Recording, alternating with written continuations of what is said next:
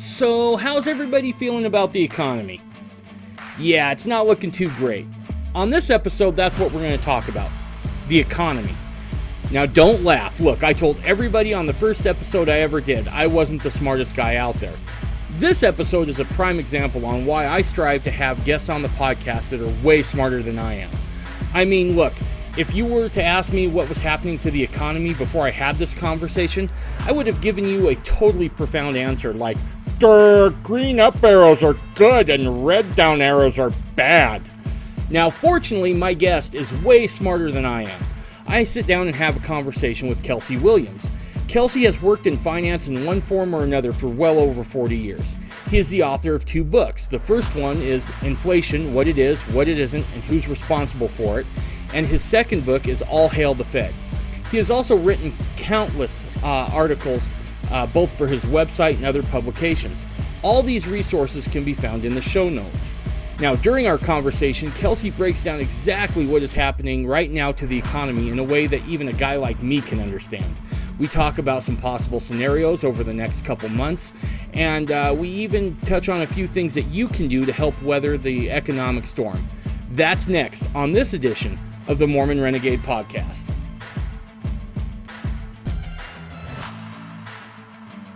Well, Kelsey, I can't tell you how much I appreciate you being here. I'm guessing that this is probably, in some of the times we're living in now, economically, I'm guessing that you're probably finding this somewhat kind of not only disturbing, but fascinating at the same time, right?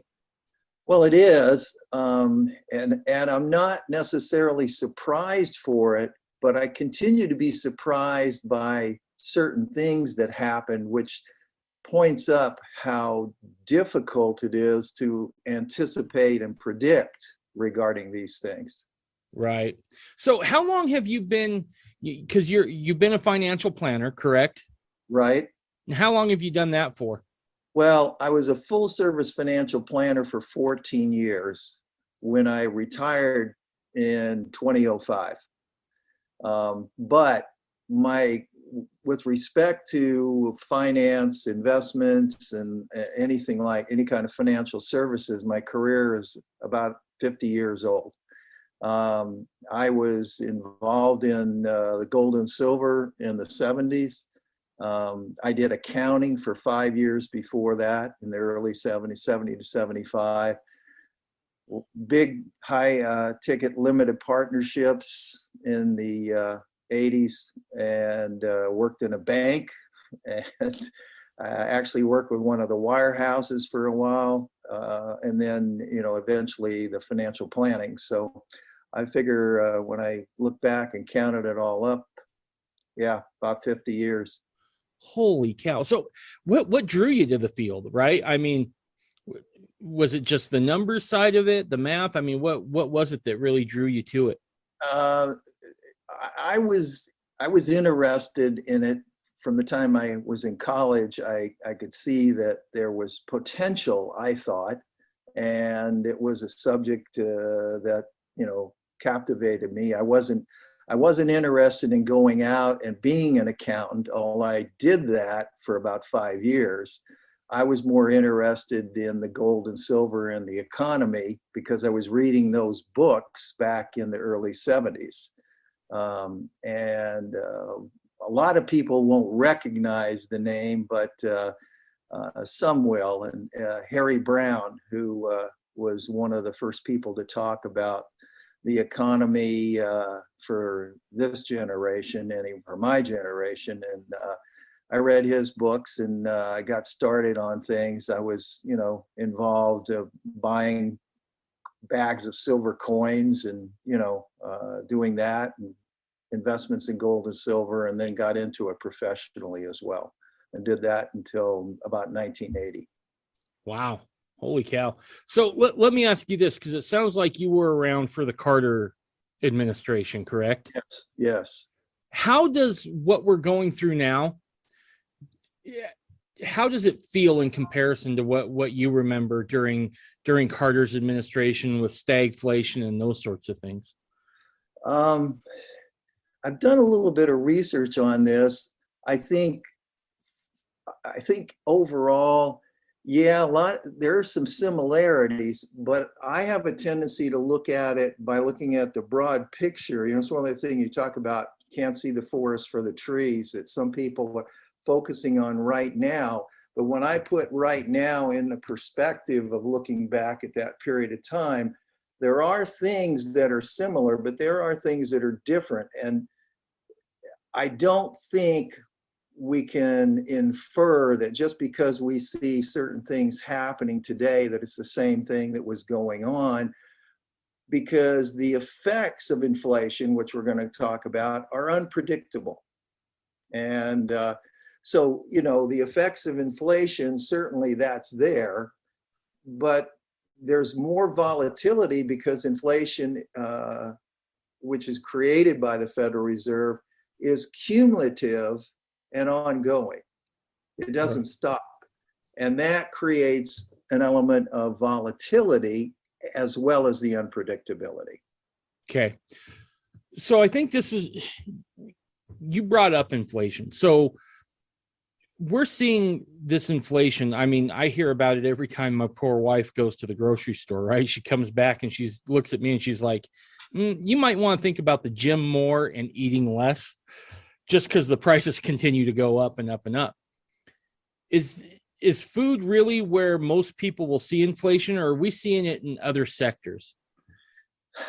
That's a good question. And food and energy is where most people are going to notice something the quickest on a broad basis, because that's day to day.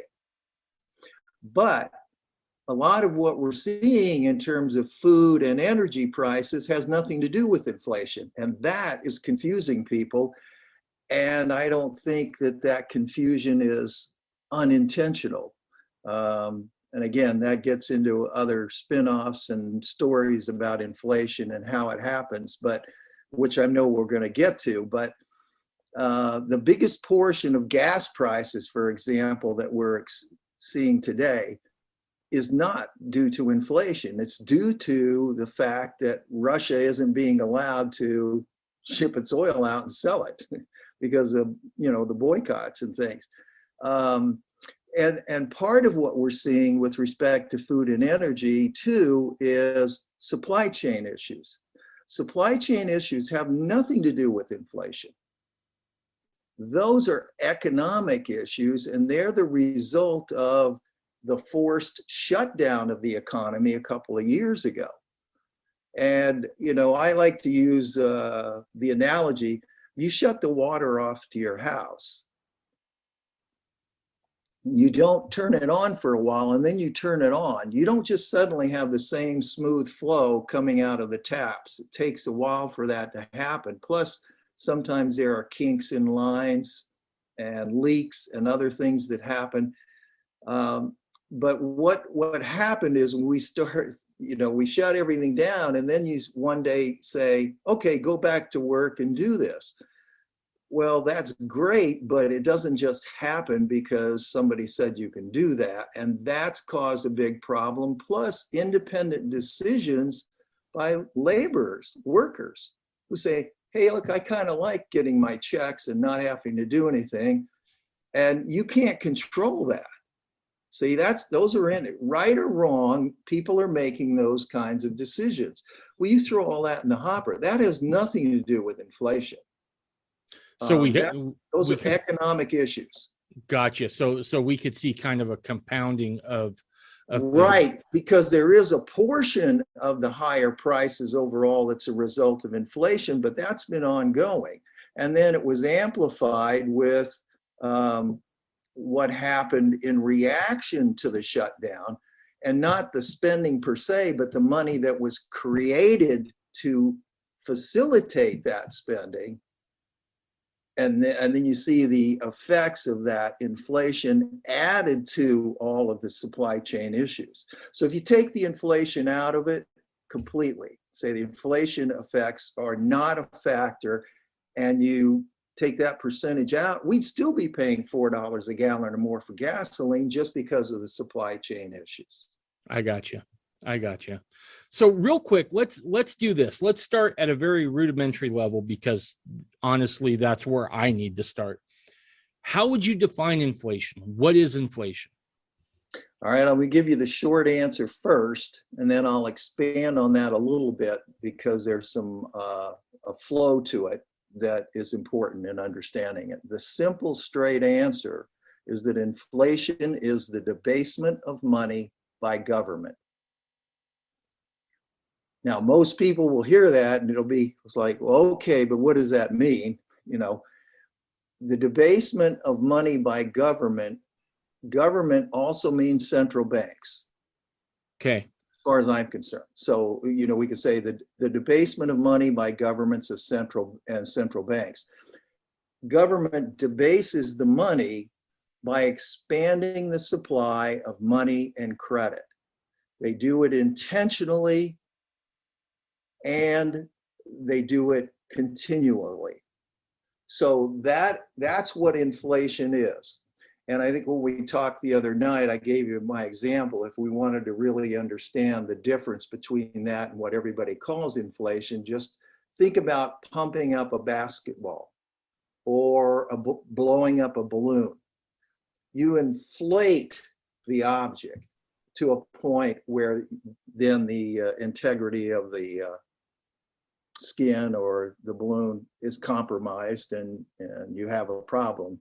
But that's not the inflation. The inflation is the act of putting the air into it.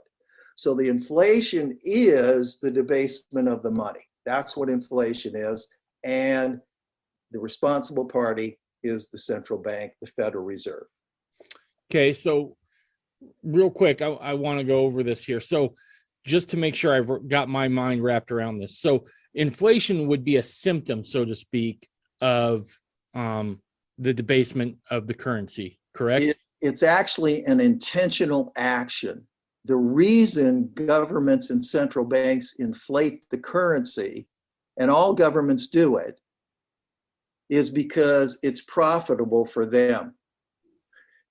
Inflation started hundreds of years ago when monarchs they would collect their taxes, which at that time used coins, and they would clip the coins. They'd do a little punch clip on the coins, and then they'd melt them down and create new coins with them. So we had coins circulating that some had punch clips and some didn't, but they tell them, hey, they're the same value, so just use them. Well, that was the origination of inflation. And then you got to substitutes for real money, paper currencies, IOUs, that sort of thing. And then it was a matter of just printing it. And now we're at a digital phase. But the inflation is the act of debasing the money supply by expanding it. Expanding that supply of money and credit. That's inflation. Everything else are the effects of inflation. Okay. Now, and when you say credit as well, how does a government or a central bank free up credit? And is this the kind of credit that we're talking about where they will inject money into the system so businesses and that sort of thing can go get loans, in my understanding? Yeah, there's a couple things that are happening. The first one is to just look at the simple ongoing operations of the U.S. government. When they need money, they issue treasury securities, bonds, notes, and bills. That's how they get their money. They borrow it. But what happens is the Federal Reserve makes there's auctions available, and whatever money is received is then they're added to that by the Federal Reserve to make up any difference, any shortfalls, so that the government is guaranteed of getting everything it wants. If it needs $1 billion, they issue the treasury securities, the government, the treasury is credited in its account with $1 billion by the Federal Reserve. Now, what happens, and this is the breakdown, people may have bought treasury securities at auction. That takes money out of circulation because it's going to the Fed or to the government. But the Treasury, the US government, turns right around and spends that money, putting it back into circulation along with the Treasury securities that it issued. So let's say I had $1 million of cash and I buy $1 million worth of Treasury bonds. The $1 million of Treasury bonds I have are considered gilt-edged collateral. I can do anything I want with those in terms of buying power, purchasing whatever I need, collateral, because they're considered the best there is. I didn't hurt myself financially by buying Treasury securities and giving up the cash because they're like cash. So I have those. The government has the cash, but the government spends the cash and puts it back out there. So when I say expansion of the supply of money and credit, we now have $1 million of cash back out in circulation, as well as the Treasury securities that were issued. Treasury securities issued the way they are is considered monetizing the debt. That's what the government and the Fed are doing in the course of these auctions. So the government never worries about it because when they have to retire those securities, they just issue more to pay them off. They're not really, and the Fed has guarantees that the government will always have its money, which is something we can talk about when we talk about the Fed, but the government will never run out of money. Not that that's good or right, they just won't under the system the way it works right now. Okay. So, and forgive me, because I know I must just sound silly asking some of these questions. Not at all. So they got the money, then they issue it in bonds, somebody buys it, and then the central bank turns right around and prints the replacement money for the money that was just kind of, quote, transferred. Isn't that, am I understanding that portion correctly? That's not exactly the way it works. Let me give you a couple of a better example. Okay. Let's say first that there's an announcement there's going to be a certain amount of Treasury securities up, and on an auction basis, all of them are subscribed. Okay, so the Fed doesn't necessarily, other than for bookkeeping purposes, the Fed's not involved.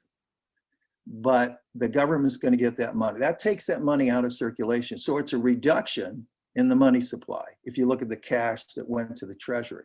Okay. But since the Treasury government turns right around and spends that money, it goes back out in the economy in circulation again, in addition to the securities that were sold, the Treasury bonds that were sold. So now in circulation in the economy are Treasury bonds and cash. So I consider the credit, because that's the way the Fed increases the money supply, is mostly by credit. Now, if you remember back in 2008, that particular example is ordinary operations. Let's go to something extraordinary like the credit collapse in 2008.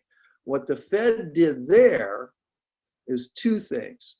One, they created credit by simply making it available at an attractive rate. Where did they get the money?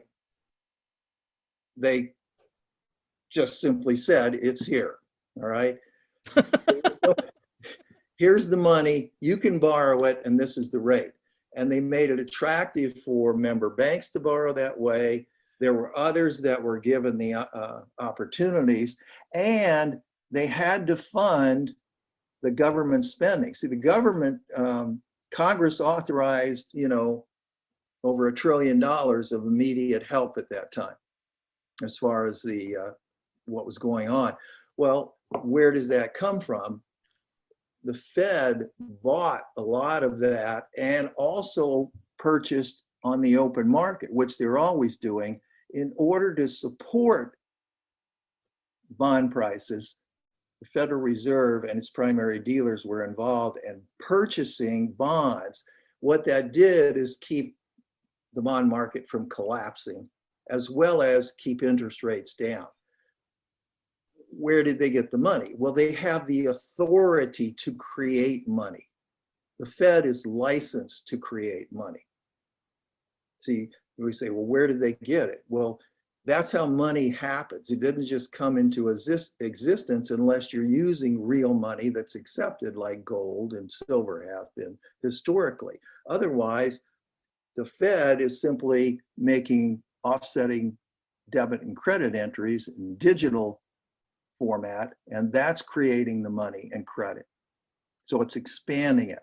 So and you can follow and watch and see how the money supply continues to grow, because the Fed even puts it out there so people can see. That's inflation. The continual increase in the supply of money and credit is inflation. Everything else are effects of inflation. Okay, so with this idea of filling the basketball up or whatever too full, let's say to the point that the structure is compromised, right? How is it that they maintain a balance there, right? Because I don't know why it hasn't popped, because I see what you're saying with the expanding money supply, right? So at some point, if that ball was to burst, so to speak, that would essentially make our dollar worthless. Correct. Right? Correct. Okay. So and what are they doing to balance that out, right? Because I'm assuming at some point, what's the mechanism for bringing the cash back in, right? To take it out of circulation. Yeah. The Federal Reserve is always involved in the secondary markets. They are always buying and selling securities. And they do that with the intention of moderating the effects, which they're trying to figure out, just like everyone else. You can't predict them. They're volatile. And when there's a problem, all they can do is react to it. And that continual reaction has its own effects. So they're in the markets buying and selling securities. And that's how they moderate it. They're trying to get a gauge on things, but they're always involved either withdrawing funds by selling securities, or they're buying bonds and supporting their prices, trying to keep interest rates down. Okay. So when we see that the central bank raised the interest rates, right? I think they've done two now. You probably know better than I, 2 or 3. Is that an effort in raising those interest rates to draw that liquidity back out of the system? Yes. Okay. What it does, it's like, a good example is like spiking the punch. Once you've spiked it, what if you don't put as much in the next time, or you don't, that has an effect on it. People don't drink as much punch. You always have cause and effect here. So the Fed doesn't really control interest rates.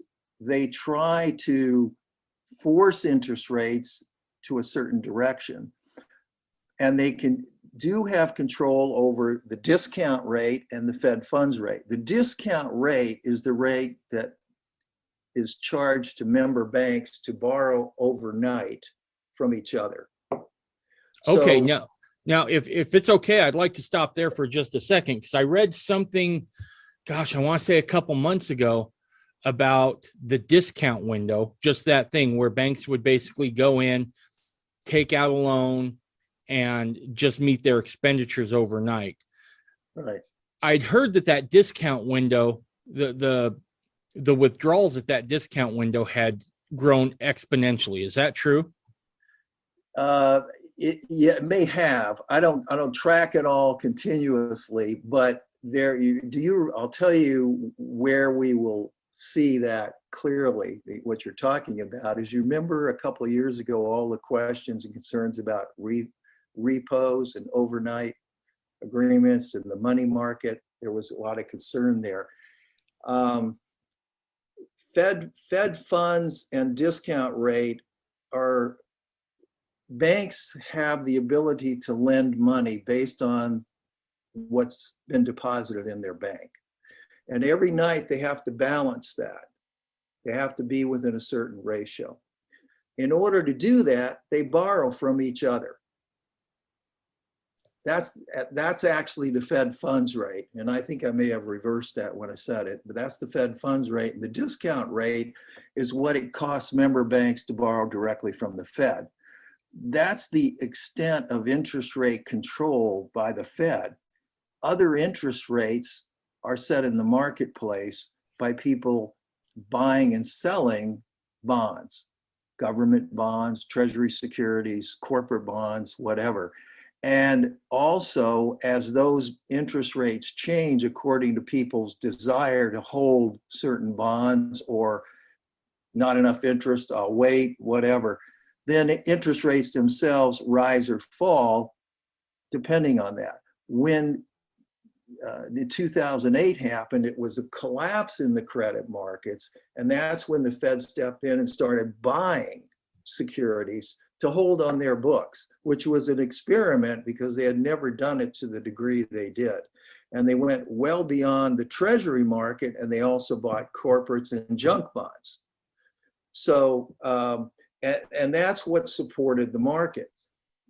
But, and they did it because there wasn't enough demand to buy those bonds.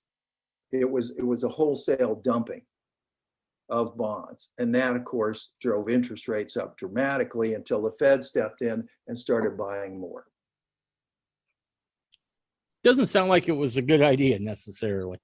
Well, it is if you're trying to keep things from collapsing. And that's really where most of the efforts of the Federal Reserve are aimed today. They are reacting to the effects of their own inflation, which has been happening for 100 years. And in the meantime, they're trying to massage all of this. So they're really more or less putting out fires, trying to keep things from completely collapsing. And so I think that's where you start to look at it and say, okay, we're seeing this more and more often. We're seeing the volatility increase. And at some point, they won't be able to control it. Okay. And that was where I was going next is at some point, there's just too much out there, right? There's nothing you can do in that. And that's where you would see, and again, correct me if I'm wrong, either hyperinflation or even hyperdeflation, correct? Right. You've got a world economy that depends on cheap and easy credit. Without it, there is no economic activity. Everybody depends on credit. We see it with cars, we see it with houses, corporations for expansion purposes. Economic activity is funded by cheap and easy credit. If it's there, and they've really been sort of lured into that because they're not dealing with things. If we really looked at it, it's like you overindulge in alcohol and drugs, you get used to it, and then something happens and goes wrong. Either your system can't stand it anymore, or you don't want to experience the effects of trying to get clean. So somewhere along the way, the piper has to be paid.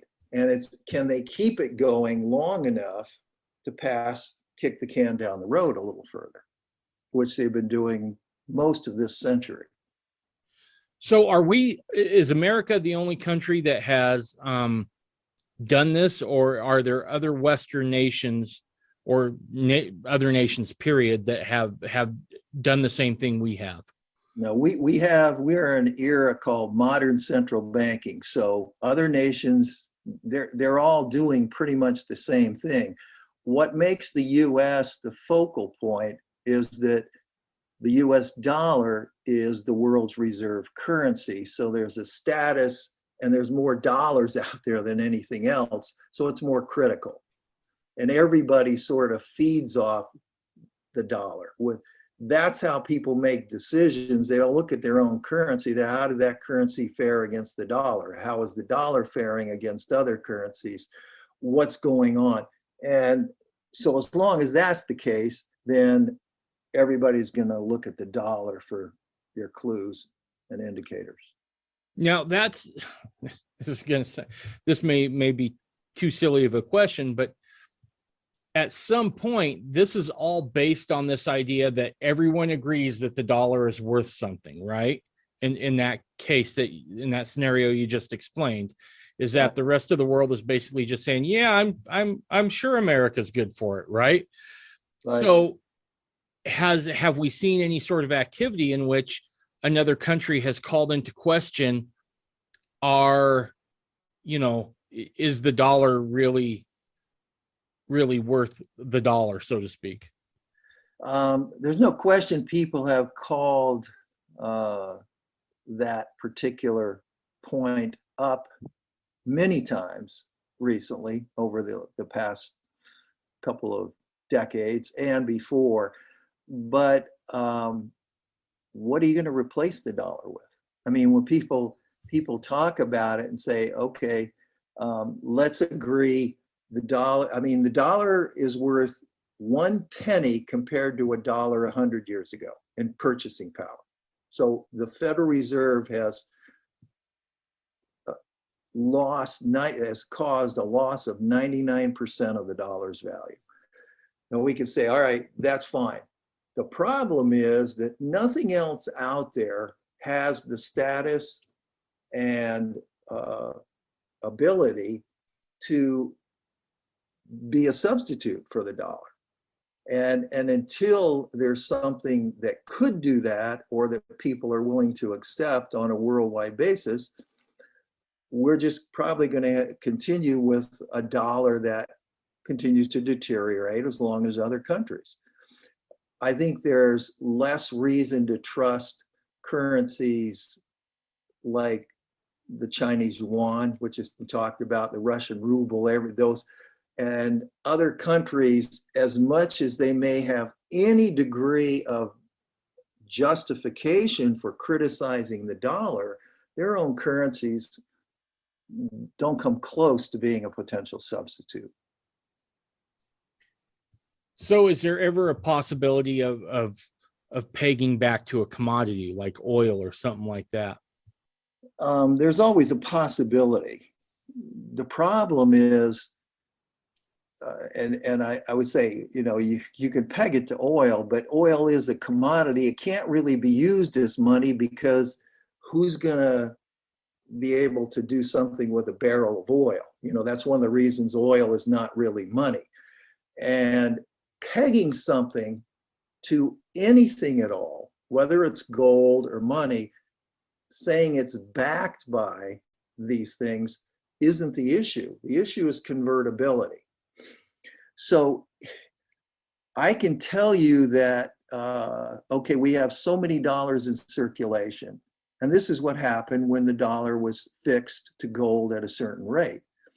There's only supposed to be X amount of dollars relative to that to come up with that ratio. So as the US government continued to make more dollars and credit available over the decades, it got to the point where if people wanted to actually have the gold they were entitled to, which it says on there, there wasn't enough gold to satisfy the demands because they'd issued too many dollars. And that's the problem when you talk about backing a currency. You can back it to anything you want, but if it's not convertible to that other item, it does me no good at all. I'm just trusting you to do what you said. So it all comes down to what people are willing to believe and accept. Okay. All right. And that's kind of where I was going with that. Now, let's talk about when did we start this idea of just expanding the money supply? And again, correct me if I'm wrong, for about the first 100 years of our national existence, it was pegged to gold, correct? So the idea being you could take $1 into the bank and get $1 worth of gold, right? That is correct. Whose idea was it to begin to inflate the money supply? Where does that come from? There was examples of inflation that had occurred over that first century. One of the without getting into a lot of detail, one of the worst cases was during the Civil War. And even the South tried to claim that their currency had a value and talked about gold. The problem is there were too many of them out there and everybody knew they were worthless. So, but the inflation has always been an issue. And that's why we talked about the clipping of coins. All governments inflate and destroy their currencies. That is the way it works. You had an example with France in the late 18th century, where they issued assignats, which are simply paper assignats, supposedly backed by real estate that was publicly owned. And they kept issuing too much and finally, collapsed, had a hyperinflation and brought about a revolution. You had an example with the hyperinflation in Germany, or the Weimar Republic, trying to recover from World War I, and thought they would print their way out of it. And that led to the hyperinflation that we hear talked about in Germany in the 20s.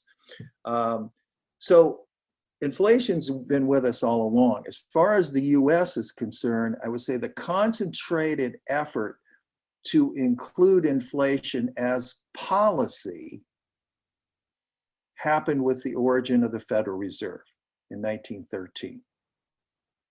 Okay. So I want to stick with this part here for just a few more minutes to make sure that I'm clear on it. So this is something that had been around for a while, right? It seems like every nation, it almost seems like a trap that nations just can't avoid getting into. Is that a fair assessment?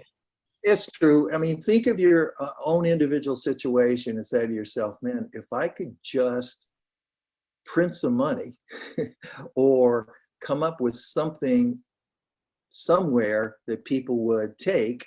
Well, the government is no different. I mean, they have their objectives and they have their desires and they know what or a king, we were talking about kings, ruling monarchs, and with the clipping of coins.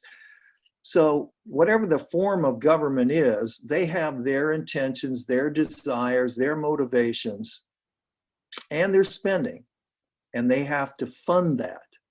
And the only way they can fund it, actually not the only way, but the way they usually resort to funding it, is because their appetites for spending are greater than the money that's available, is to create inflation. So you clip the coins, there's more money out in circulation, you draw it back in taxes, and continually to recycle it, but it's a greater amount. And so then you go to the paper, you do the same thing. There's a conscious effort. The intention, at least as far as the Federal Reserve is concerned, is that by doing this, they know it's part of the system. And what it does is by being able to continually expand the money supply, they have the license to create the money. This allows them to lend it, all the member banks lend the money and collect interest. If you had a license to create the money that everybody used, and so you would be making money, and that's what the banks and the Federal Reserve is like a banker's bank. It provides a network and an environment that allows the member banks to create money, lend money, and collect the interest. That's the purpose and origin of the central bank. Okay, so real quick, I know that there's been some talk about the numbers being doctored when it comes to the inflation we currently have now. Do you know anything about that? What's the inflation rate right now compared to what it was in the 70s? Is it higher? Is it lower? It's lower. Okay. And it's lower on a nominal basis, but it's also lower on an inflation adjusted basis. In other words, if we were looking at 10% inflation today versus 10% inflation 40 years ago, it's not that bad. We're not even halfway to that. We're getting up 5, 6, 7, maybe an 8% annual rate. But I don't think we're seeing anything comparable to what was taking place 40 years ago. Okay. I think the reason it's got people's attention has more to do with the fact that what they are used to was not a problem. And suddenly, well, wait a second, what happened to the 1.36% annual inflation rate, they call it, in 2019 or 2020? Well, sure, when you suddenly see the rate jump on an annual basis to 6 or 7 or 8% after a 1%, or a period of 2 or 3 decades of lower than usual rates of inflation, that's going to cause a problem. People are used to something, they remember what it was like recently, and now they're paying more, and that gets their attention. Are we in as bad a shape? Well, we're probably in worse shape if we look at the cumulative effects of everything and where we are. But in terms of the effects of inflation themselves, I don't think they're as bad, and not nearly as bad as they were in the 80s.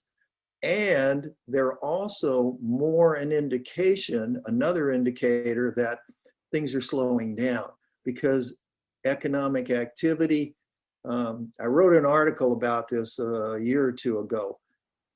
If you go back and look on an inflation adjusted basis, everything peaked in 1980. Ever since then, it's downhill. So all of the efforts to inflate and create this additional money and credit and keep the price levels up is not sustaining or encouraging economic activity the way it's supposed to. So it's like a drug addict. The first time you have the first fix, it's great. You have your withdrawal, you decide, that felt really good, I want to do it again. You go out and you do it again. The next time, you don't get the same impact. You say, well, I need a little more. So you do a little more. So you lose. So inflation works that way. Plus, you really don't know how you're going to respond. And that's the unknown part. And it gets a little more volatile. You increase the dosage, you increase the frequency, you try to avoid the downers and the withdrawal possibilities. So in terms of danger zones, we're right there. In terms of what's happening with inflation, it's not the problem that people are saying it is, because it really isn't as bad. Okay. All right. That kind of answers that question there. And I do want to return to that at some point when we get down the road here in this discussion a little more.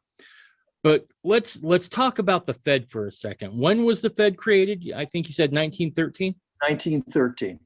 And what was the impetus for that? Was that something that the government looked at, existing bankers and said, hey, we want you guys to form a central bank? No, not exactly.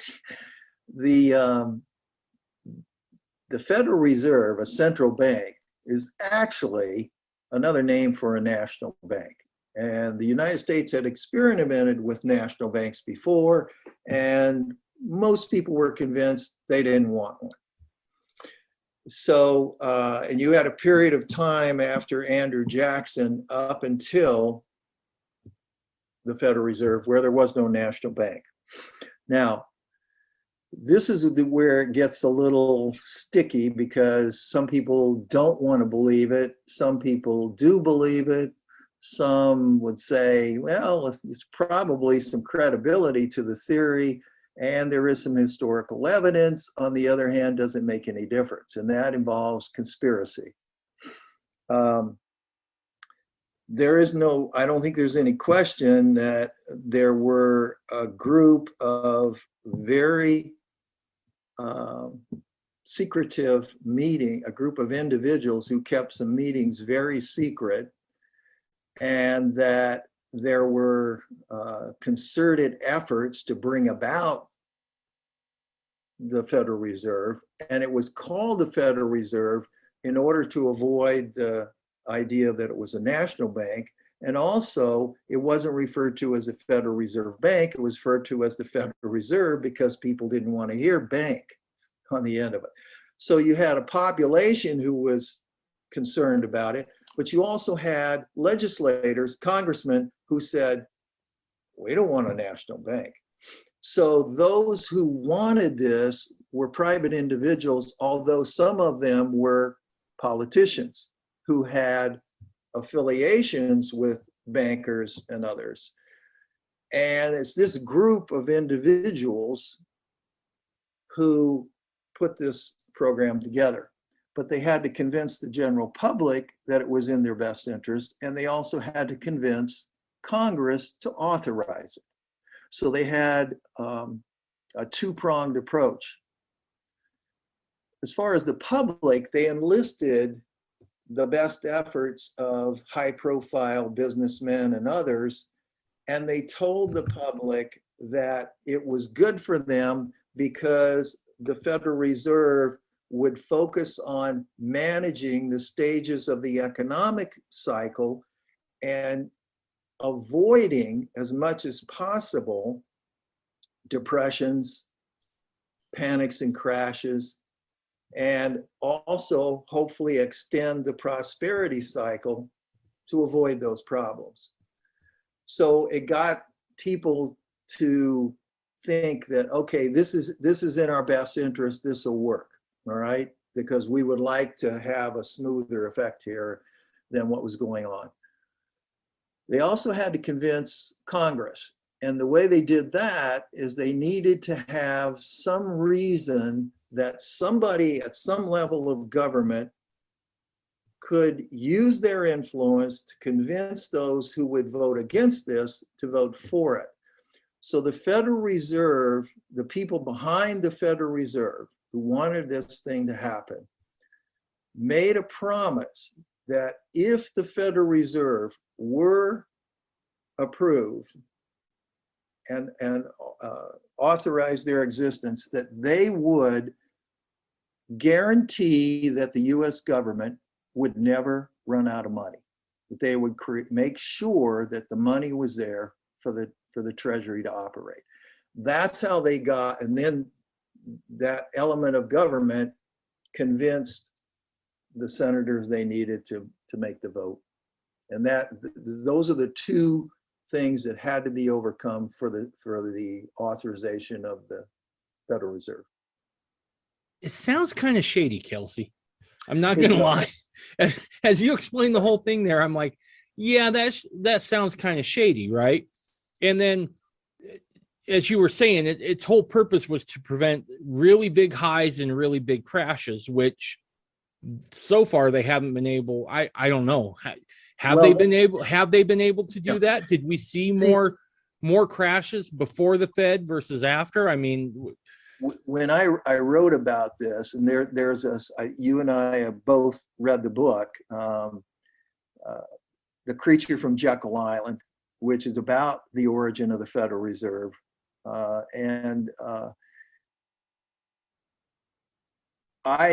I believe there's a great deal of credibility to that, because the historical facts and the names are there and the evidence is there. But you can just wipe that out and say, okay, let's look at it differently. And let's look at it and say, what was the motivation of those who wanted the Fed?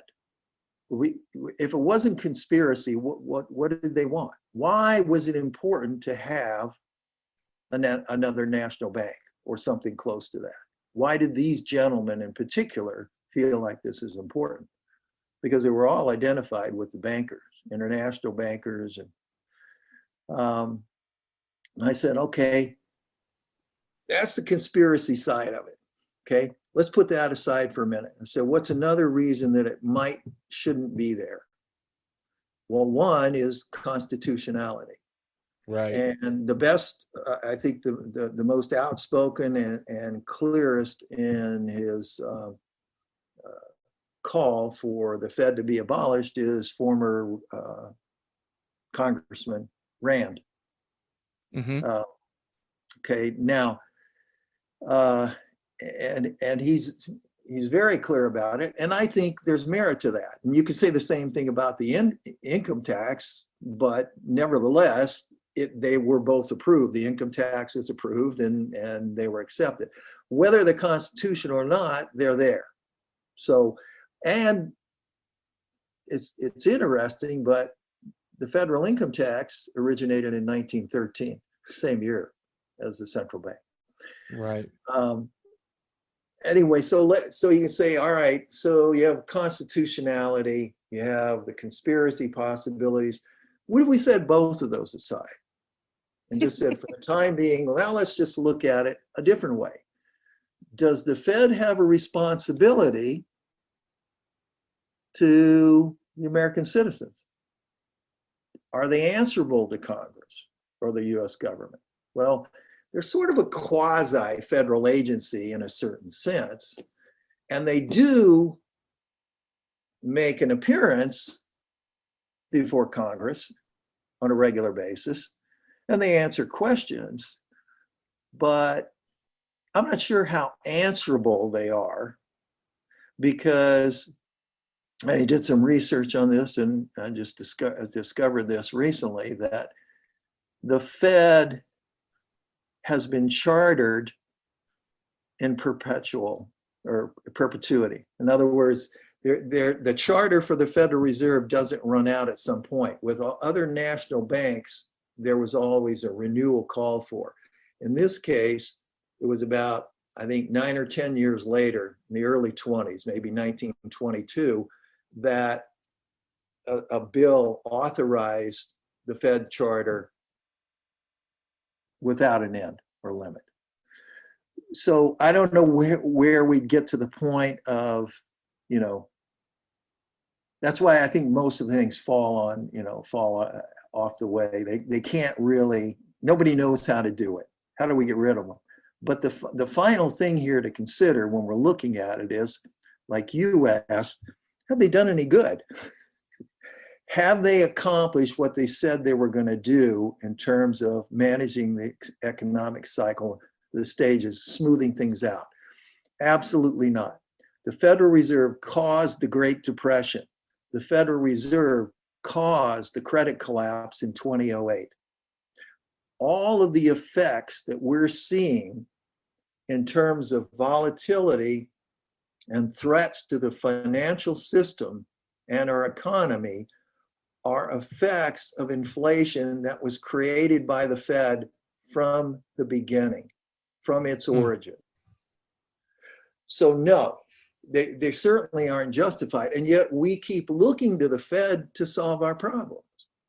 Hey, or trying to tell them this is what you should do or shouldn't do. You can't cut back now because of this. You're right. They're on the horns of a dilemma. If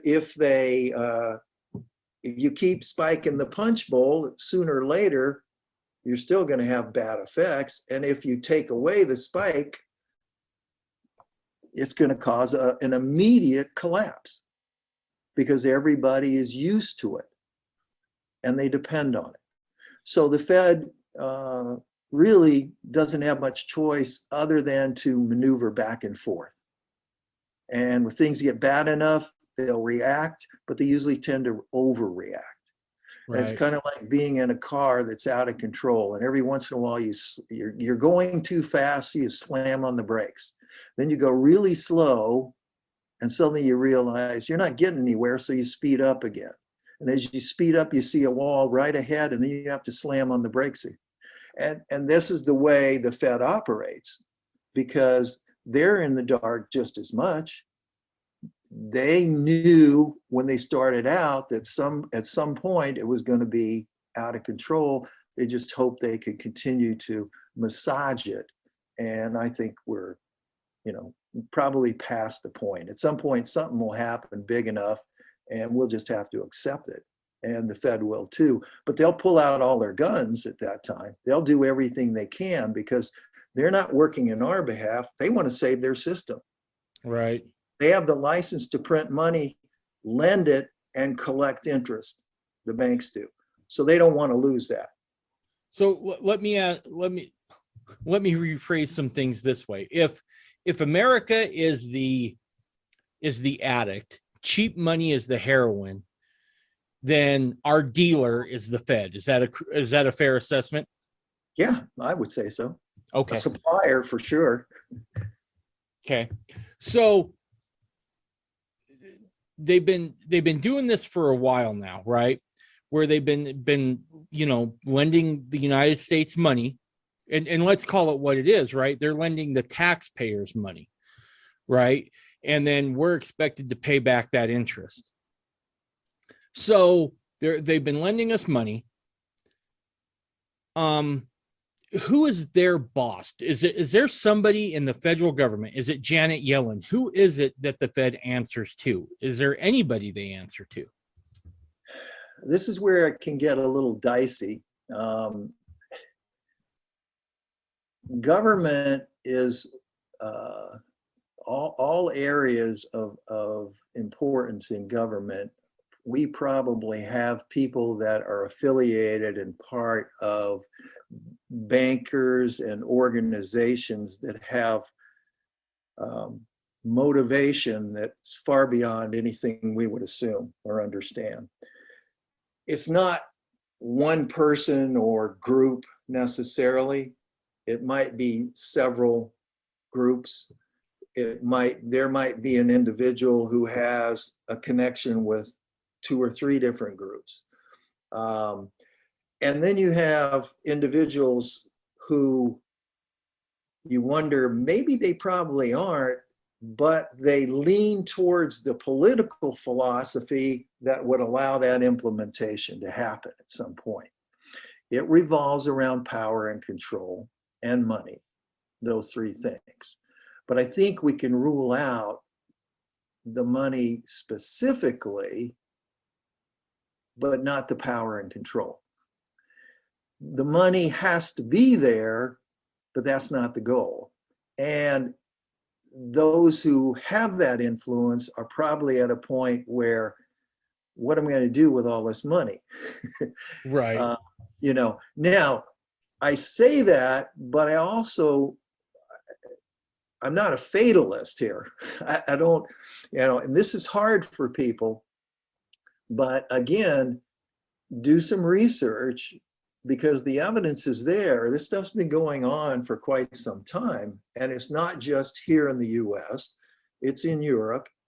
And so you can see that there are those, and the term has been used, shadow government. I mean, if you look at it, I think the first tip-off for me came in the 70s, when I realized that it really didn't make much difference whether we had a Republican in office or a Democrat, because the spending habits and the course of government activity and intervention and interference, coupled with the loss of personal freedom, it goes back quite some time.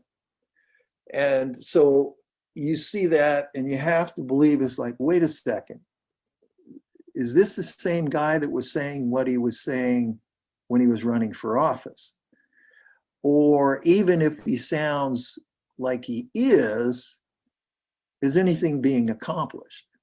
So I look at it that way, and I've been convinced for well over 40 years that it doesn't make much difference at all who's in office anymore, that they're not in control. And if they are, if they rebuff those who are in control, then something happens to them. Right. And you have, I don't see how some people can even read a newspaper anymore or look at headlines on their computer news feeds and think that we have a free and open press, because it's just not. I mean, that's my personal opinion, but I agree with you. I think the evidence is there. but we still have a measure of freedom that allows us to be independent and take action for ourselves. So, and I try to write that way. You see, I have hesitated to write too much about the conspiracy. One is I had trouble convincing myself that everything boils down to that. And I'm still not convinced it does. It's just that there's a measure of trust involved. Who am I talking to? Can I believe him? And where do my best interests lie? And so I'm not anti-government, other than I don't think government is the answer the way we're headed. Never has been. I mentioned his name before, Harry Brown, but he wrote over 40 years ago, we need to start with a goal in mind. Cut income taxes by 50% and cut government intervention Right. by a third to a half. In other words, why is the government regulating all of these things and telling us that? Well, see, that all of that goes together. I think that's a part of the financial and economic. You can't ignore those things. You have to know about them. You make your choices and your decisions, and then you look at what's going on and you say, all right, how am I going to deal with this? If you discount the conspiracy theories, if you discount the shadow government issues, and you at least look and say, you know what, the track record of the Fed sucks. They haven't done much to make this worthwhile. So I'm going to protect myself. And, so, you do some things to do that. But we're closer to the end of the road than somewhere along the way. Right. Might be a good way to put it. Before we go, we see some significant change. Yeah, no, before we go there, I want to ask this question. Before the Federal Reserve, who set the monetary policy, right? Who decided when it was time to print more money? Who did that? Okay, you had a government and a treasury in office. There was no central bank, national bank.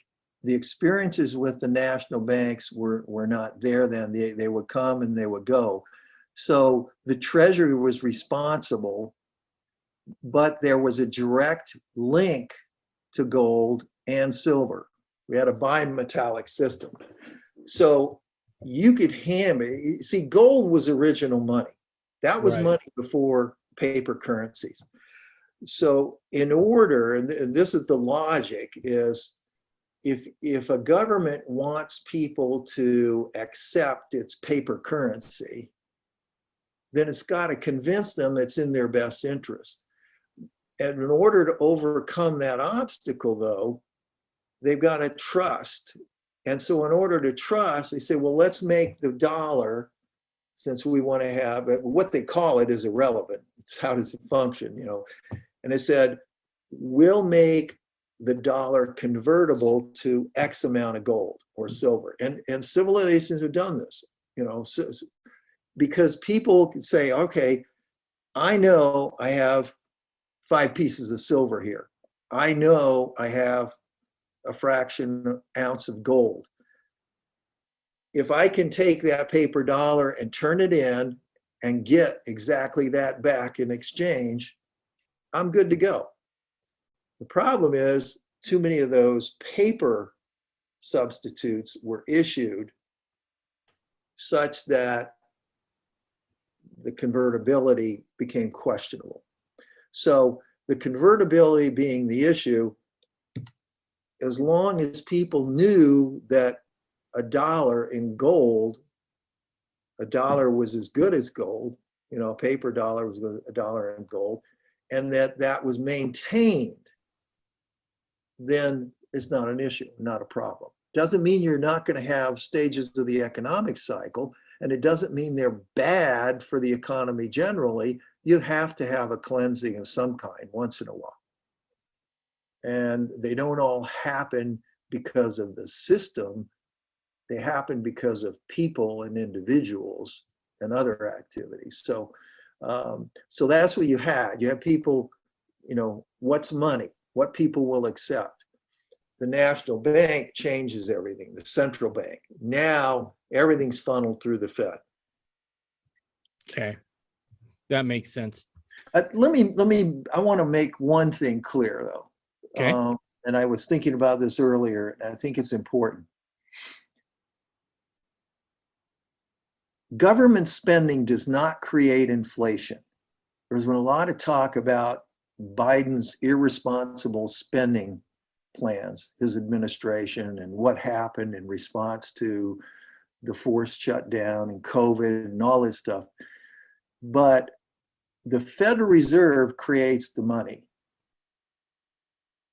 If the money isn't there, the government can't spend it. Right. Inflation doesn't happen. A corporation raising prices, that doesn't cause inflation. Labor demands don't cause inflation. Inflation is the cheapening of the money supplied because of that expansion of money and credit by the Fed. That's what causes the debasement. And then that loss in purchasing power occurs. And then the prices go up to reflect the loss in purchasing power. It's not a spontaneous event. It's a planned action, and it starts with the Federal Reserve, with the central bank. And that's the way it works. So you're saying it doesn't start with like a wish list by a president saying, hey, I need this much money to do X, Y, and Z. We're planks in my platform that I have to get done. And then he looks at the Fed and says, print that money. Well, it may start there. His spending is reckless. There's anything. It's Congress. Congress is like drunken sailors. If there's a problem, we're going to spend some money. And that's what they do. They throw money at it and create more regulations.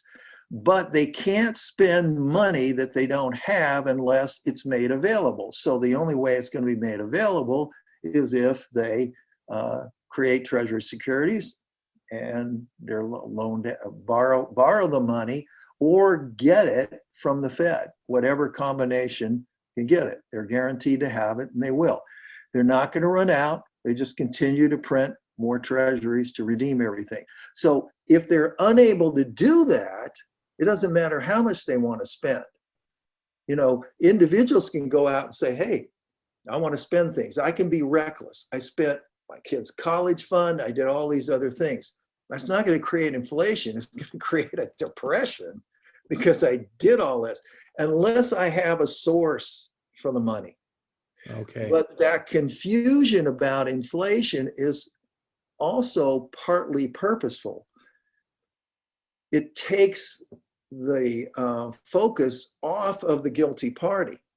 You see, if people understood that these are effects that happen as a result of the prior creation of the inflation, the expansion of the supply of money and credit, then, don't blame me. I didn't do this because, right now we're talking about inflation and they're trying to blame Russia. They're saying, well, inflation's bad because oil prices are high. No, none of that's true.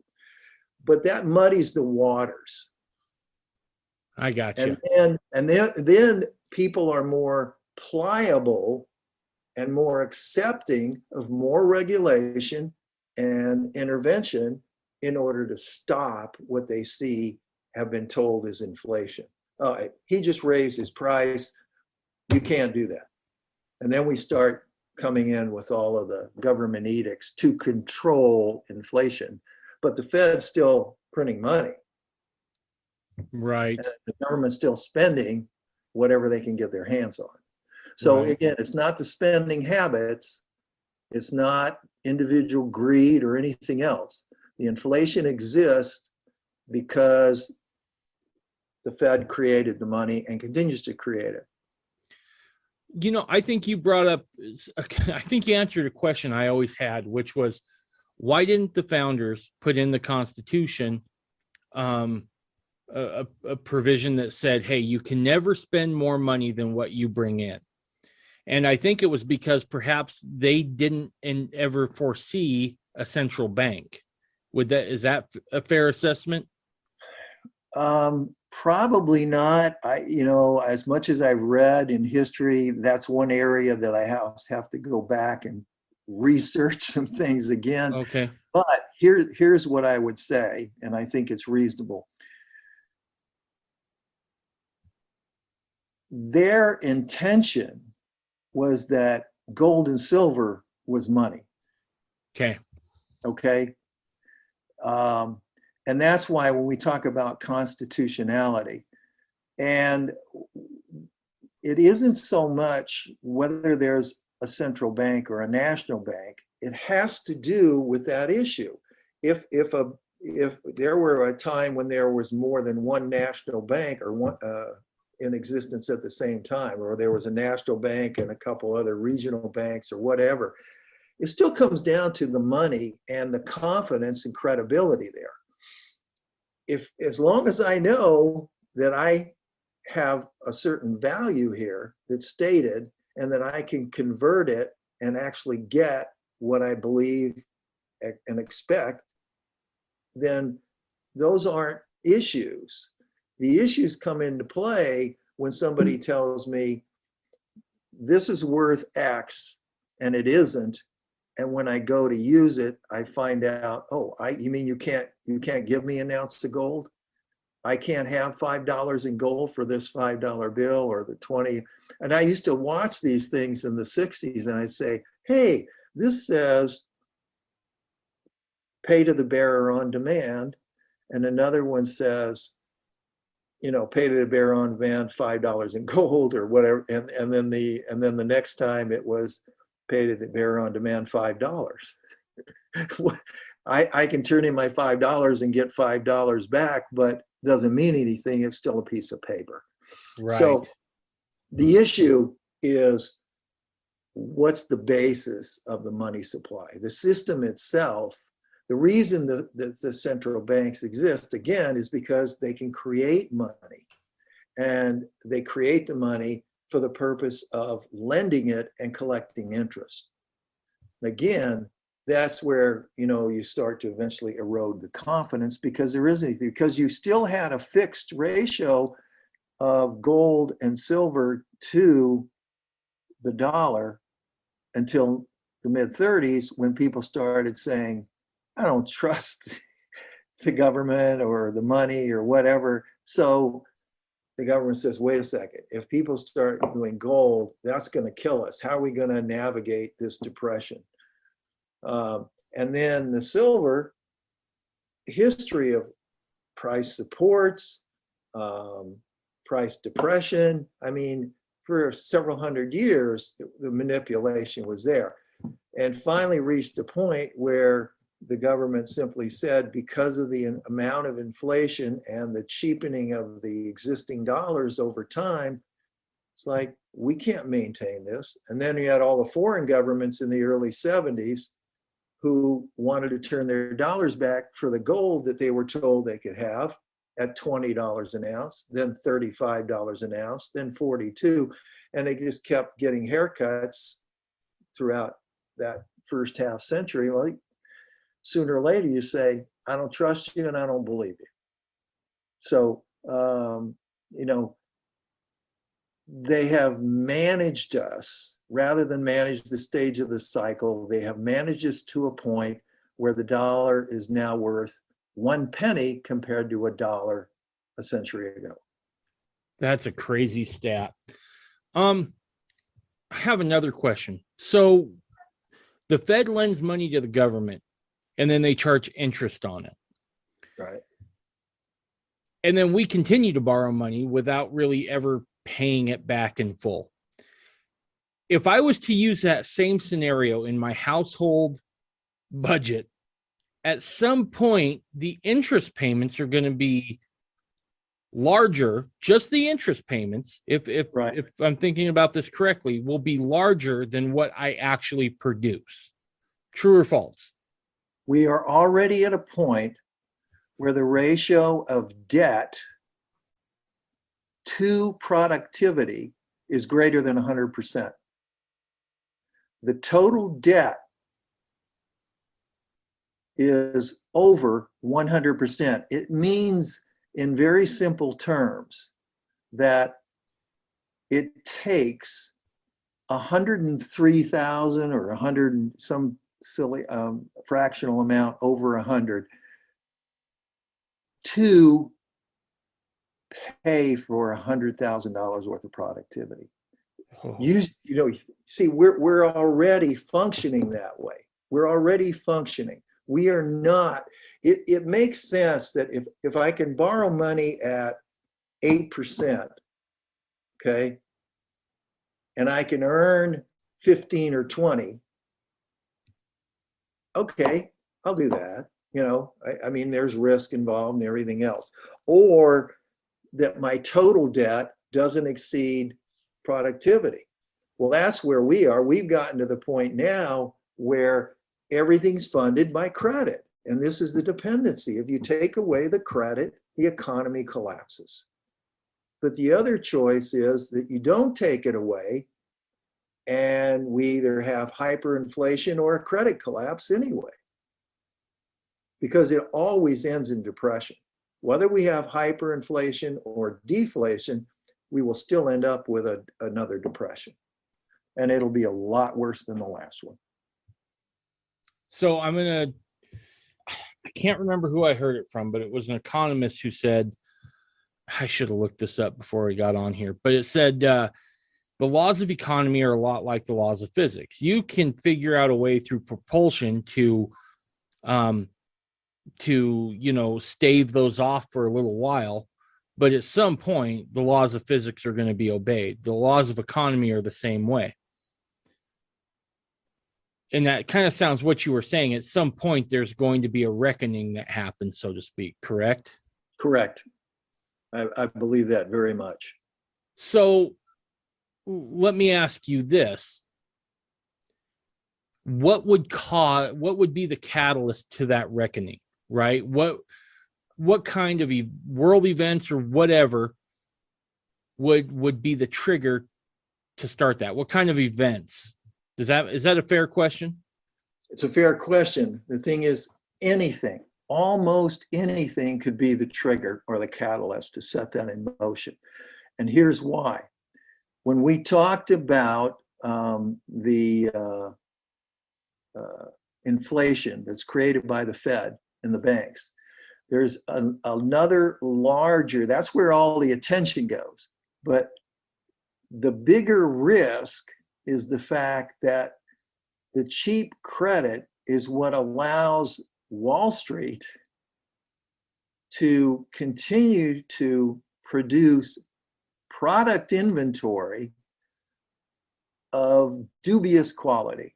And I say that meaning, if you can dream up a scenario in your mind, you can probably find a security that Wall Street has out there that you can bet on to see that happen.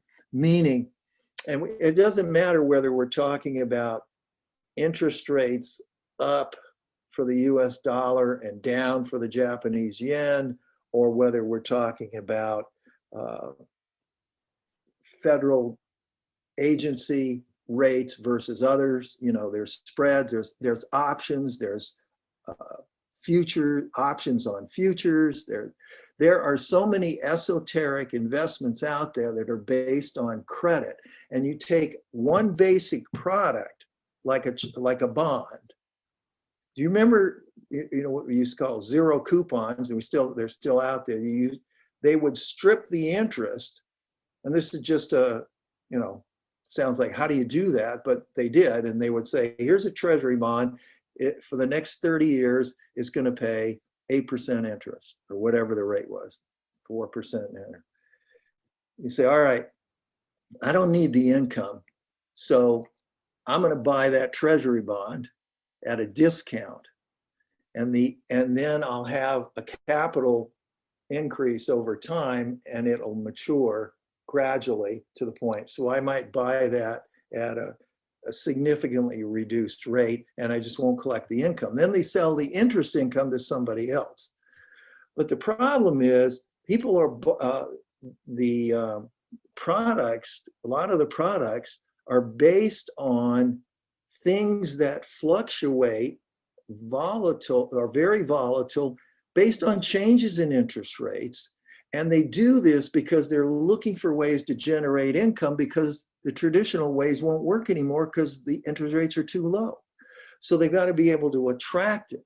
So how are you going to attract people to buy a product telling them, hey, look, you're going to earn 0.5% over the next 2 years on this? What? I don't want that. What do I want that for?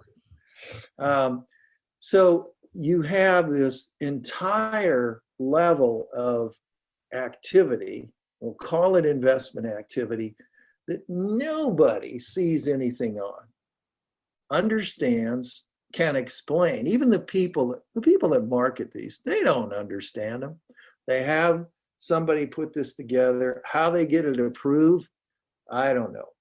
But so, and it's all because it's very convoluted, and they're all based on premises that if anything happens to alter those premises or the direction that people expect, the interest rates or foreign currency exchange rates and that sort of thing, if it alters even the slightest fraction, it can cause horrendous losses. Now, what's happened recently, there's some big bets that have gone south real fast with the latest efforts by the Fed to push rates up.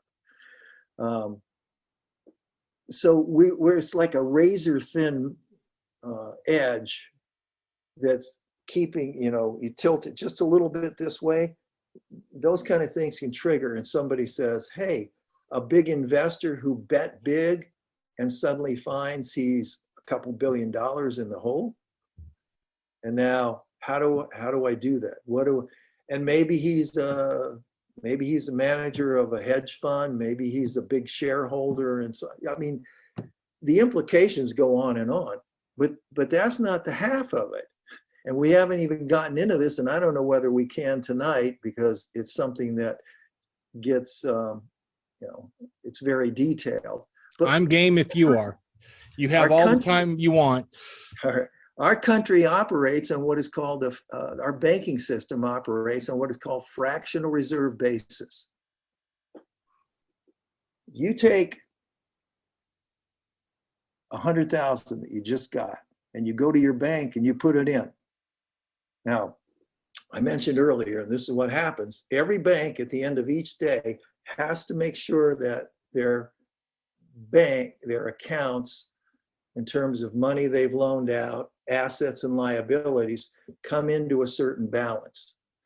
They are allowed to loan out as much as 90% of that 100,000 that you just put in. Wow. To the extent that they are already in balance. So let's just say that all of the debits and credits that day, the liabilities and everything else, they total it up and they look at it and say, okay, we're in balance, and we have enough of a surplus that they can loan out $90,000, because that's the Reg T requirement. And I'm talking about it in pretty simple terms because I want people to understand what's really happening, because it's a combination of everything, that's all the transactions going through the bank, withdrawals and everything else. And it's on a system-wide basis. So, but each individual bank can loan out 90% of whatever they take in. And then they have to make sure that they're in balance that way, that they meet that. So here's an extra amount. They loan $90,000 out. Now your money is still on deposit, even though they've loaned that $90,000. If you go in there, you can still get your $100,000. Okay? Okay. Put it in your bank. They've loaned it to somebody else. Somebody else gets, let's say it's a small businessman. He gets his money. He's got a car dealership. He's got this $90,000 he needs. He deposits in his bank. Or he could deposit it right back in that bank. Just depends. It doesn't matter. Guess what? The bank says, hey, we've got $90,000 here. We can loan out 10% of that. So they do. And this goes on and on. And the multiple, some people have done some studies, but it ends up being that from a certain point of origin, it works out to be an 8-fold increase based on that original amount. That's inflation. That money was created by the bank to lend and collect interest. That's the daily activity of the banking system. And that alone could cause a collapse in our system. Now you want to talk about bank runs and all that? Forget the Federal Reserve. See, that's part of the Federal Reserve. They're there to provide an environment and a structure for the member banks. They can keep an eye on them. You hear all the concern about capital requirements. That's part of that. That creates an environment. Now these banks can do what they do best, lend money and collect interest. They're not really lending your money. Gotcha. They're basing that loan on the money you've deposited, but you have a demand on that, and it's every bit as great as the 90,000 that that person took and put in his bank. And so, you know, they can say, well, it's offset, the liability is offset. Well, that's what happens when too many people want their money for whatever reason, and they go to the bank and say, hey, where's my money? I want my money. Well, it's not your money that they loaned out. They just loaned out too much. Gotcha. You know, it should, you know. And you can look at it this way. If you give your friend money to keep for you safe, you trust them and they do this and they do some things for it, and maybe they're not irresponsible with it, but they lend it and now it's in different places, but you decide you need that money. Well, you go to them and say, well, you and everybody else that leads it right now, we just don't have it because they have, see, all right? Now, there's detail with this that's important to understand it. And there's an article on my site called I think the elephant in the room, fractional reserve banking. So anybody wants to get a clearer picture of how banks operate. This means your bank, my bank, and this is the way it's been. And this to me is a bigger risk. It's certainly as much of a concern as these other things, you know, the big picture that we've been talking about. It does seem like it's constantly, I have to admit, it seems somewhat impressive that we've been able to operate like that for so long, right? I mean, absolutely. In fact, I don't know how it's tipped over. After you explaining that to me, I don't know how it's tipped over thus far, right? I suppose that's maybe a big argument for God is that, hey, we haven't completely gone bankrupt yet, because I don't know how it's tipped over. Yeah, it's and this is the thing. These are the things that most people aren't aware of, and if they are, they say, well, it's worked, you know, long enough, so maybe it's okay. You know, I don't stop and think about it every time I enter and exit my bank. But on the other hand, I think when we're looking at problems with the system, we can see that, you know, there's definitely a risk here, and it's a big one. And right. it dovetails, I think, with all these other things. Now you can see, you know, if you go back and look at, read about the history of events in the Roaring 20s leading up to the Depression, it's a real eye-opener, the stock market crash and everything else, because you'll see how economic activity generated by the Fed's willingness to extend cheap credit. You know, before the stock market crash occurred, banks because they were direct lenders to investors at that time, were lending as much as 2/3 of the value of a new securities purchase to ordinary people to invest in stocks. Now, you look at today, we might not be quite that liberal in terms of direct margin loans, but the margin loans still exist. The volatility is greater, the risk is greater, and you also have products that are leveraged. You can buy ETFs, exchange traded funds, that have leverage built into them. And their purpose is to create an effect more than 1 to 2 times whatever the market action is, whether it's an individual stock or a group of stocks or the market itself. So the leverage is all through the system. And again, it's not just Wall Street, but then we've got ordinary economic activity. We have student loans, car loans, real estate. I mean, it goes on and on. Okay. That's a pretty sobering thought. If you're willing, and I understand that a lot of this is wildly unpredictable, as you stated before, do you foresee inflation and economic struggle getting worse from this point forward, or do you see a rebound? Do you think we're at the bottom of things? What does your gut tell you as a guy who's worked, you've worked in this industry for 50 years. You've advised clients, as a financial advisor. What do you see down the road here in the next, let's just say next 6 months? I generally don't make predictions of that kind, and especially not over the next 6 months. But what I will tell you is this: we are closer to economic cataclysm than at any other time in our history. I believe that. That's my personal opinion. Even more so than stagflation in the 70s under Carter. Oh, absolutely. Absolutely. Okay. I also believe that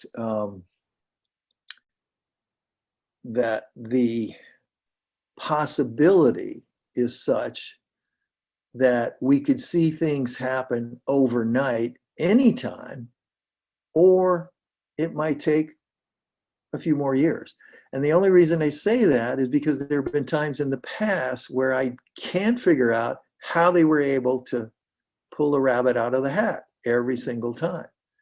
I really thought 2020 was like, each time something happens, I'm like, what are they going to do now? How are they going to resolve this? We just watched everything drop by 30 to 40% in the space of a couple of weeks 2 years ago. And I'm like, and then they're going to shut the economy down? They're going to people not to produce? We're going into a depression. And I really thought we were. I'm amazed at the resiliency. And that's the thing, is we find ourselves, no matter what seems to be happening, some way to pull ourselves out of it. I don't know whether we can do that again. I just don't. But I don't want to say that possibility is off the table. I just think that we have to say more realistically that the odds of that are greater than they ever have been. And the significance will be much, much greater. In other words, the effects of anything like that, the ability of anyone to counter that or bring us back to anything normal, I just think it's going to be nearly impossible if we can. Well, I appreciate you saying that, because so I work in the construction industry. I'm a land surveyor. Okay. And I saw 2008, right? Hit my profession especially hard, right? If you were an engineer, an architect, land surveyor, a developer, it just put you flat on your butt, right? It was just the kind of the way it was. I look back at those times and I'm like, okay, so it seems to be that, right? We seem there's almost this feeling of an overheating economy. Now, and again, I don't have your expertise at all, so I could be wrong, but I got this feeling of an overheating economy on top of everything else. And again, I could be totally wrong because again, I'm not as smart as you when it comes to this stuff. It just there's alarm bells in my gut, and I do not know why, and that's why I had you on. You said something that kind of spooked me. You said we're closer to economic cataclysm than we've ever been before. Let's just say the worst happens, because I want to paint the picture, and then we're going to talk about some ways that we can weather this storm, right? I don't want to end it on a bad note. What does economic cataclysm look like for the average American family? I think that's largely an unknown, because I think our whole way of thinking will be forced to change. But even if we just go back and say, what if it was a traditional depression and you have 25% of the workforce unemployed and it stays at that level? That's milder than the potential we're talking about, but it's significant enough that it would have a much greater impact on society and economic activity than anything we faced in this century or anything we faced since the Great Depression of the 1930s. So you think, what would happen? How would things be? I mean, you had millionaires who were on street corners selling apples and pencils. You had people jumping out of windows. You had tent cities, bank failures, bread lines, I mean, soup kitchens, but they were on every corner. You'd say you go to a certain part of town and here's the place you can get something to eat. They were on every block. I mean, economic depression is exactly what it was. And that is bad enough without it getting to that point. I think most people, when they're thinking of something bad at this point, think, okay, stocks could drop in half, but then the Fed will step in and I'll just buy a bunch of stuff then and it'll go back up again. But it would extend much farther than asset prices. And I think we'd see defaults on credit that would, they would make our system and structure questionable in terms of what are we doing? I mean, these people that are day traders, to me, is the perfect example of reaching a point where we've gone too far. It's too easy. It's too easy. Nobody thinks fundamentally anymore. Right. All I think about is what's the next big thing, and if I can bet on it, I am. So they're extremely price conscious. They don't buy stocks because it's a good investment. They buy them because they think the price is going to go up, or they've seen the price go up. So, but I like every once in a while to just throw out a question, and I say, like, what if there is no stock market? I mean, if people could see what the stock market and activity surrounding it was like after the crash, they'd be utterly shocked. It was like, you're standing around on the floor and nothing's happening. Nothing is happening. Nobody cared. Nobody wanted it. The price action didn't mean anything. There were no customers. Right. That assumes there was a market. What if there is no market? What happens if things get so bad? And this is where people, there are a lot of people who predict, well, if you want to protect yourself, do this, buy this, own this. What happens if things are so bad that there's no marketplace for you to do this?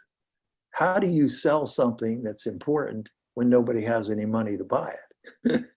I mean, we can say, well, what's the price of it, or how valuable is something? And see, I think this is going to call into question People are going to learn really fast what's valuable, what has value, and what's just high priced. So you look at stocks in general and you say, are they overpriced? I believe they are. I think all financial assets are overpriced. Doesn't mean they don't have a value. It just means they are all overpriced at this time. Severely overpriced. Where's that value? Where does that come into play? Does it come into play at a reasonable point or an unreasonable point? Because in most cases, we go to the other extreme at some point. And that other extreme says the value conscious investor will be screaming, wondering why the price hasn't responded. And it just sits there. And the thing is that nobody's immune to this, because eventually you have a depression. Even hyperinflation ends in a depression. And if we go to deflation, gold and silver, they'll go in the tank too. At least you know you have a certain value if the system becomes unworkable. So, you know, you can say, okay, what's the value of my gold or silver? What can I buy with it? A lot of that depends on what happens when something like this occurs. But I think too many people are it's just too easy to, I don't want to think about it. I don't want to ignore it. I mean, I want to ignore it. So I do. You know, you say, well, that could happen, but so fine. And I think it'll, and then what makes things worse is the government will step in and fight it instead of allowing it. You know, when somebody gets sick, in order to really get better and heal themselves, they have to be sick, because that's how the body heals. But they don't want to deal with that, so they take some pills and they try to cover up the symptoms, and then they force themselves to go back to work and say, yep, I can't do that. And so the illness is still there. Maybe it's in hibernation. Maybe they're strong enough and young enough that they can put it off or get through it. But I think more and more people are going to be unable to handle what happens. And then we're going to see, a potential free-for-all, really. I mean, that's a possibility that most people just won't consider. I don't want to see that, but you'd have to be, if you look at the history of money and what happens to countries when they ignore fundamental economic law for 100 years and see what happens to their finances and their money and their economic activity. And yet we're talking a worldwide basis. I don't see, I think it's so great that we can't even sit here and speculate and imagine how bad it could be if it happens. Yeah. I agree with you. When I was back in 08, when everything went down, I remember, and again, I don't think it did me much good, but I got my hands on everything on economy I could grab, right? Adam Smith and the Wealth of Nations, read, articles by Keynes and Hayek. I tried to understand as much as I could. And like I said, I don't think it did much good. But and my kids were significantly younger then, right? I mean, we're talking, it's 2008, now it's 2022. So, gosh, at least, 15 years or so, 14 years. And I remember thinking, I remember there was a moment where the light bulb went on, whether it was a correct idea or a false idea. I remember thinking this could end up where you're going back to barter apples for something else, right? Yeah.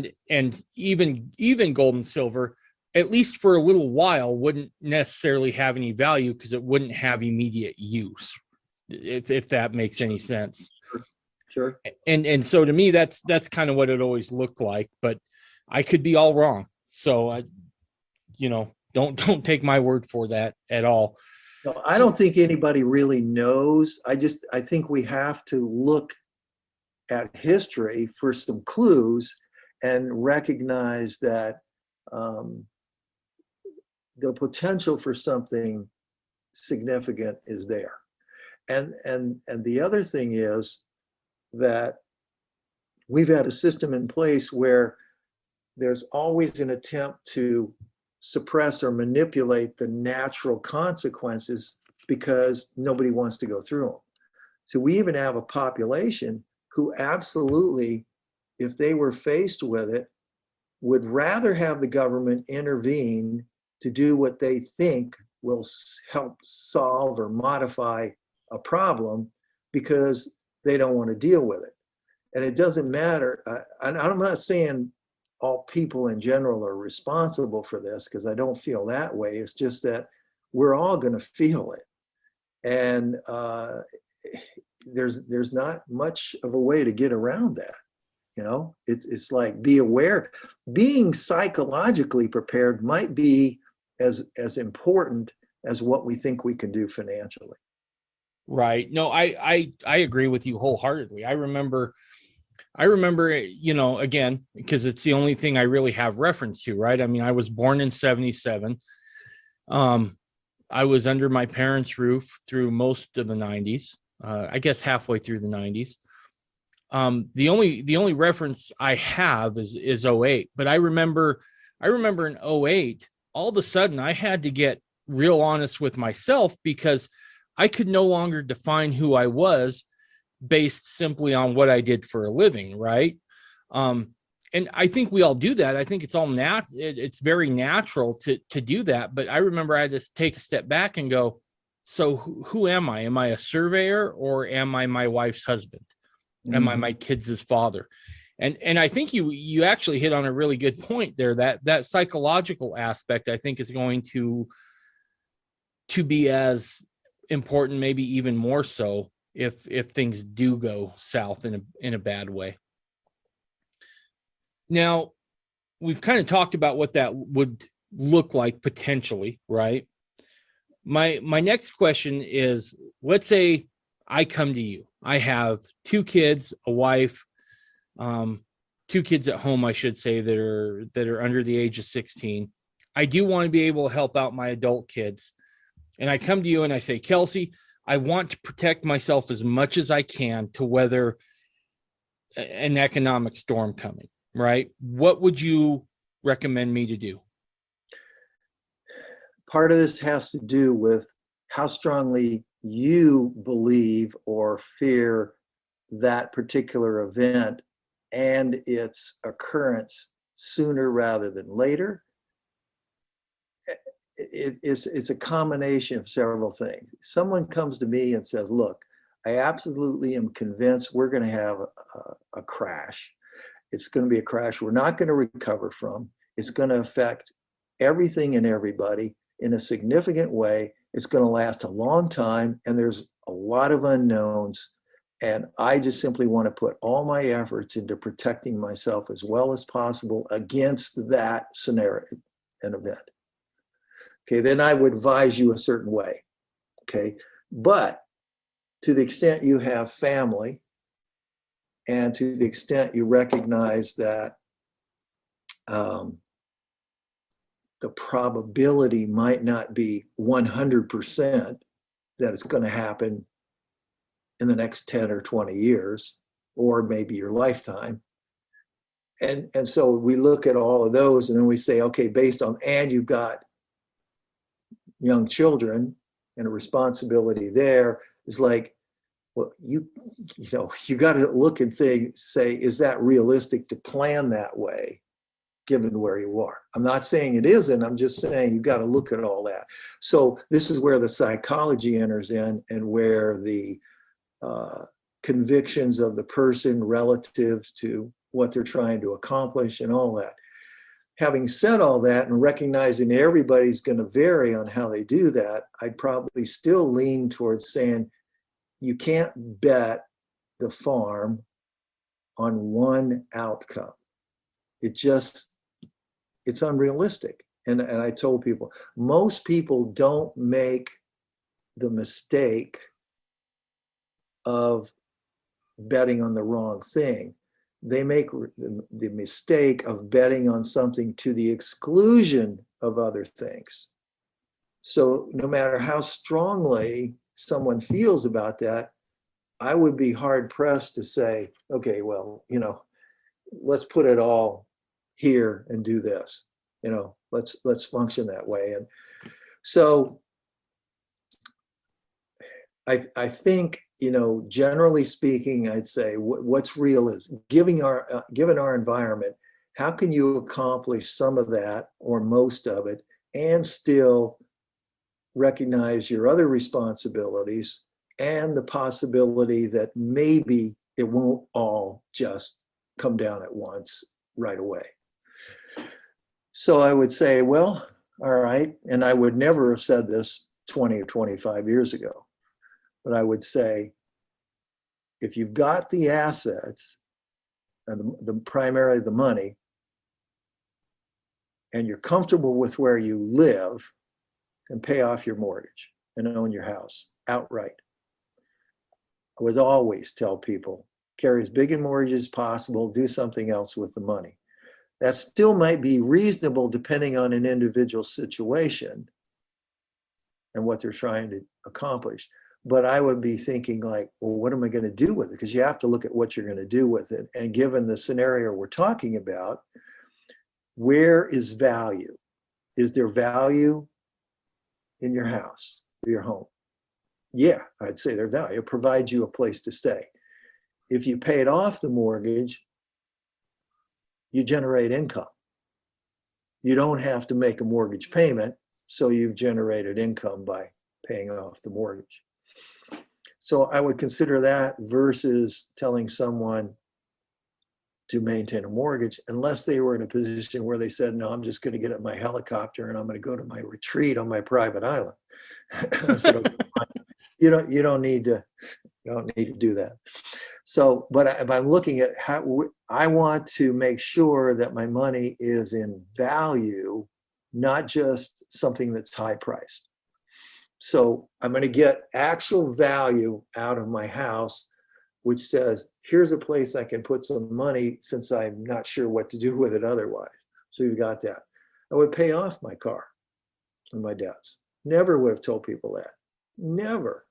Now would say, well, I'm looking at myself personally and saying, pay off the car, live in a house that you don't have a mortgage payment, that nobody's going to come and say,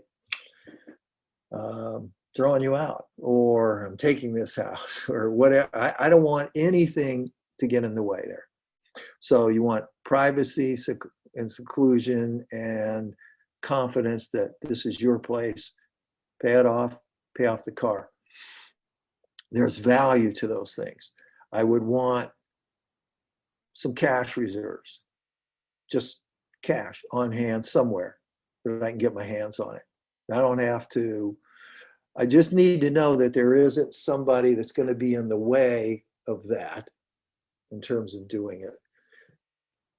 And I don't know what the system, what the actual outcome holds. So I can't say I wouldn't want those on hand. So I want some cash reserves. I want a few silver coins. And then for larger portions of wealth, I want to own physical gold, not gold mining shares and not ETFs and any of that. I'd want physical gold, and I want to make sure that I'm in control of it, that I can be comfortable that I'm in control of it. I'm not saying how that would work because I don't do individual stuff. I look at it on a broad base. I can give some suggestions, and stuff like that. But primarily the point is owning the physical commodity and knowing that you're in control of it. So you have to trust your sources and stuff like that at that point. Beyond that, I would like, okay, do you want to say like out of your total net worth, somebody feels comfortable putting 20% into traditional investments, 10%, nothing. And on that basis, carve out a portion and say, okay, I want something that I can rely on more so than most things And, as much as I say and it's so ironic, but I would have to say short-term treasury securities. They're not going to default. I mean, if it ever gets to the point that they do, everything else is gone. Right. So, but I don't want to do long-term because then I have the risk of volatility with the market value as interest rates change. But the reliability of the income stream and default are not an issue. So short-term treasuries, have those. And beyond that, again, I would say that depends on individuals' circumstances. So let's talk about gold here for a minute. I know a lot of guys will buy gold on paper, right? They'll just buy it in paper and say, look, I can always go down and redeem this. That's not necessarily the case, right? Correct. The conditions, you think about it, what are the conditions that might trigger someone to want to go get it? They're usually not good conditions. And those are the time when the vulnerability is the greatest. So I realize it's convenient, but that's where I think it comes into play. It's easy to market and sell products that are tied to gold, but aren't really gold. So, and that's Wall Street's answer. Oh, you want gold? We'll give you gold. So and then what are they buying it for? Are they buying it because they want to own some physical gold or some gold related items? Or are they speculating about the price? That would determine. If you're just speculating on the price, short or long term, and not necessarily long term, but shorter term, then a paper product is probably okay if you understand what you're doing and do that. If you want to know that you own gold for gold's sake, then you need to think about what you're buying and your access to it. Okay. So if I was to put that in a different way, maybe if you're looking at trading gold, right? The paper stuff is fine. But if you're buying gold as like an insurance policy, you want the physical stuff. You want the physical stuff. Yeah. Because, and it's for exactly the reasons we're talking about. You don't want to be dependent upon a scenario of events that could get in the way of you being able to accomplish your goal because you didn't get the physical thing. If you're looking at trading and speculation, you think, okay, a portion of this, I'm betting that gold's gonna go up or go down X amount, and this scenario is enough of a possibility, and I want to protect against that, and I'm willing to put this here, with the understanding when you're doing something like that, that's money that you don't feel you have to have. That's how I approach when people get to the more risky portions of their investment portfolio. Is this money you really need? No. It's just an element of the diversification. Could be a big payoff, but if I lose it all, it doesn't affect everything if I take in these other steps. Gotcha. Okay. So I know your website is called kelseysgold.com, right? Kelsey's Gold Facts is the name of the website. The URL is kelseywilliamsgold.com. And what kind of stuff can folks find on there about gold? I write it from an educational standpoint.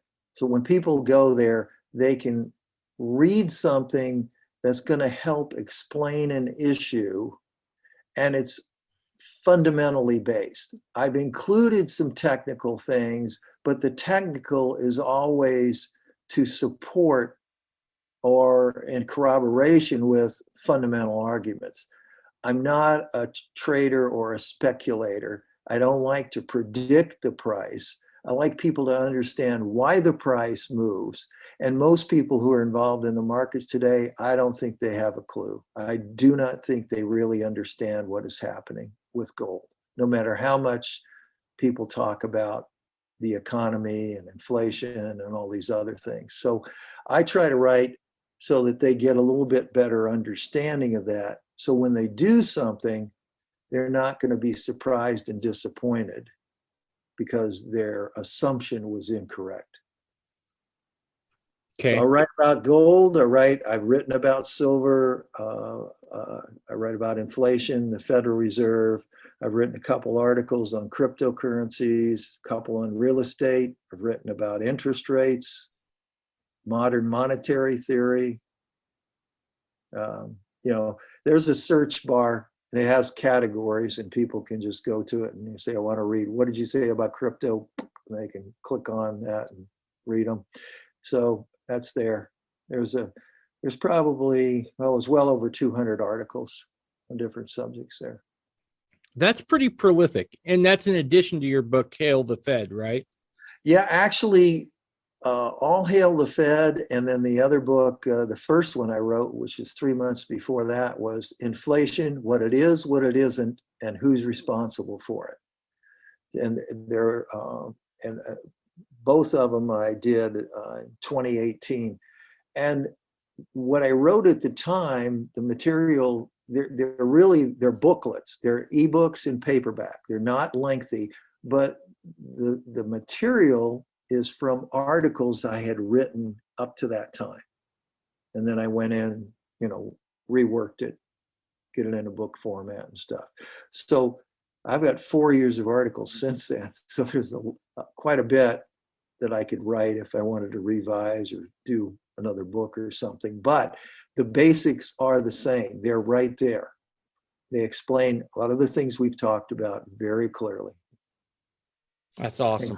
Including the fractional reserve banking. That's awesome.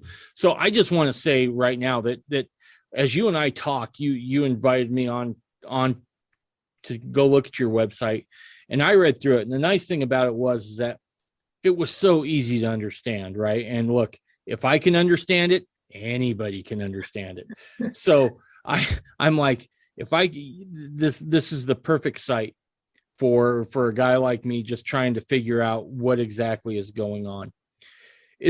Kelsey, was there anything else that you wanted to touch on tonight that we didn't get a chance to do? I don't feel so. I know there's subjects that in the back of our heads we'll probably say, hey, you know what, we need to talk more about this at another time or something like that. I feel like we've done a good overview here. And it's certainly a good introduction for people, because what we have talked about should raise questions in people's minds. And if it does, that means they're going to go do some research. And by all means, they should read other things, but they need to think beyond what seems logical and presumptive.